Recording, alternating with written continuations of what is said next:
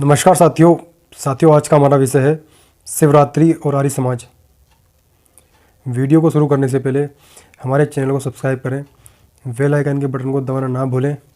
अगर वीडियो अच्छा लगे तो शेयर करें, लाइक करें, कमेंट करें।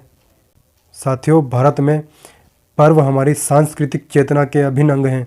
पर्वों से जीवन में उल्लास, उत्साह, गति, संगति, चेतना एवं प्रेरणा मिलती है। परस्पर संगठन की भावना जागृत होती है। पर्व जीवंत चेतना के प्रतीक हैं। भारतीय संस्कृति पर्वों से भरी पूरी है। जंतुओं, फसलों, महापुरुषों, धर्मगुरुओं, तीर्थों और विशेष घटनाओं के साथ पर्वों का गहरा संबंध है। इसीलिए भारतीय जनमानस पर्वों के आगमन की प्रतीक्षा में उत्सुक रहता है। शिवरात्रि भारत का महान पर्व है। इसका संबंध शिवजी की उपासना, व्रत एवं संकल्प से है। सभी धार्मिक आस्था वाले इसको किसी न किसी रूप में महत्व देते हैं। इसी दिन देवात्मा दयानंद को आत्मबोध हुआ था।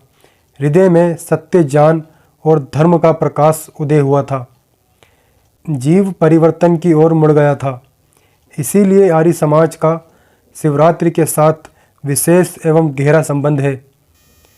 आर्य समाज के इतिहास में यह दिन सदैव स्मरणीय और वंदनीय रहेगा। यह तिथि ही आर्य समाज के निर्माण का शुभारंभ है। अतः आर्य समाज के लिए यह दिन बोधोत्सव है, ज्ञान पर्व है, ज्योति और प्रकाश का महोत्सव है, जीवन परिवर्तन का अवसर है, व्रत और संकल्प का प्रभात है, निर्माण और चेतना की मंगल बेला है।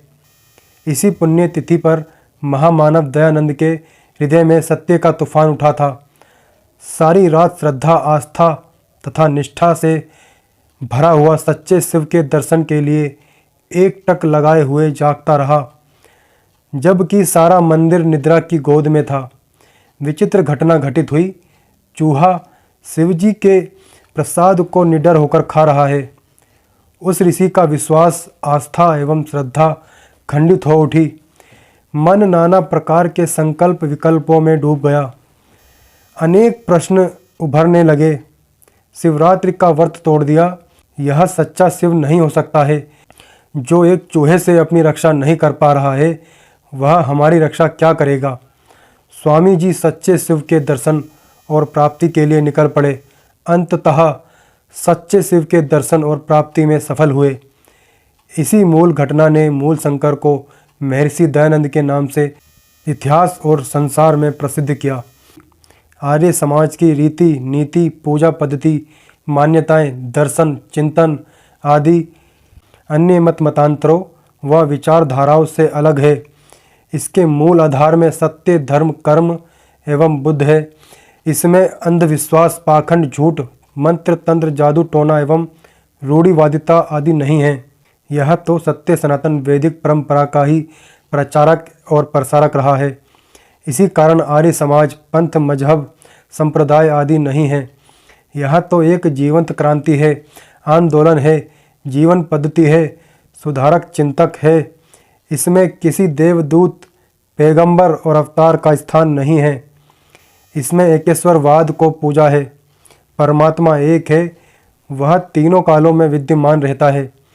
वह जन्म, मरण, सुख, दुख आदि सांसारिक बातों से पृथक है। उसके गुण, कर्म, स्वभाव से असंख्य नाम हैं।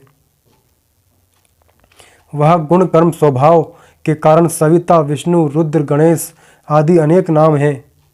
जैसे एक व्यक्ति होता है, वह किसी का पुत्र है, किसी का पिता है, किसी का पति है तो किसी का भाई है। गुण, कर्म, स्वभाव से उसके कई रूप हैं। ऐसे ही परमात्मा भी अनेक रूपों वाला है। उसका एक नाम शिव भी है। शिव का अर्थ है जो सदैव मंगल और कल्याण करता है। ये दोनों गुण उस परमात्मा में सदैव रहते हैं। अतः वह घट घट व्यापी परमात्मा ही सच्चा शिव है। उसी की पूजा, उपासना और साधना करनी चाहिए। आज सत्य और इतिहास ओझल हो गया है। अंधविश्वास और रूढ़ियों की पूजा होने लगी है। धर्म ग्रंथ, पुराण एवं इतिहास साक्षी है कि प्राचीन काल में यह नाग जाति का राज्य रहा है। नाग जाति के गणपति शंकर जी थे। नाग जाति शिवजी का चिन्ह अपने मुकुट पर लगाती थी। नाग जाति ने राष्ट्र का सर्वोच्च रक्षक शिवजी को मानकर उनके नाम के अनेक मंदिर स्थापित किए थे। शिवजी का संबंध नाग जाति से था। आज हमने नाग का अर्थ सर्प करके शिवजी के गले में सर्पों की माला पहना दी। शिवजी का लिंग अर्थात त्रिशूल था। नाग जाति के त्रिशूल रूपी चिन्ह को अपने राज्य की ध्वजा घोषित किया था। आज भी प्रत्येक राष्ट्र की अपनी अलग अलग ध्वजाएं हैं। हमने अर्थ का अनर्थ करके लिंग का अर्थ शिश्न लगाया, जो कि तर्क संगत नहीं है। यह इतिहास के अनुसंधान का विषय है। आर्य समाज ऐसे अनेक सत्य तथ्यों तक सबको बताना और पहुंचाना चाहता है। जय श्री राम, जय आर्य, जय आर्यवर्त।